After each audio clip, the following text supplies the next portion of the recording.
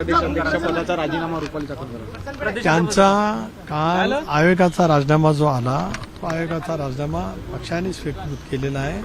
तो उपमुख्यमंत्री म्हणून त्यांचा राजीनामा हा मुख्यमंत्री महोदयांच्याकडे पाठवला जाईल. शिफारस केली जाईल की त्यांचा महिला आयोगाचा अध्यक्षपदाचा राजीनामा त्या ठिकाणी स्वीकारला जावा. उपराष्ट्र महोदय यहाँ पे संवेदना व्यक्त करने के लिए आए थे. महाराष्ट्र के महामहिम राज्यपाल के नाते अजीत दादा और उनके बहुत सौहार्द के संबंध थे. उनके बारे में उन्होंने बहुत सारी प्रशंसा की.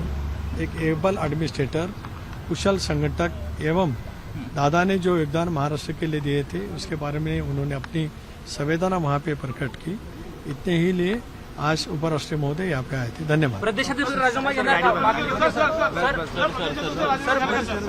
सर महिला प्रदेशाध्यक्षपदाचा त्यांच्या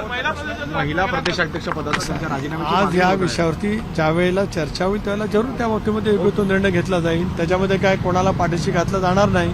स्पष्टपणाची भूमिका काल पक्षाची मी त्या ठिकाणी व्यक्त केलेली आहे की खरात यांनी जे दुष्कृत्य केलंय SITच्या मार्फत त्यांची सखोलपणाने चौकशी व्हावी आणि ती सखोलपणाची चौकशी करून त्यांच्यावरती कडक कारवाई करावी.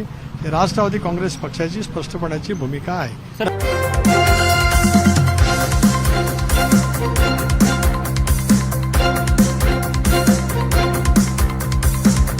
समाज साधना न्यूज, समाजहितासाठी सदैव अग्रेसर.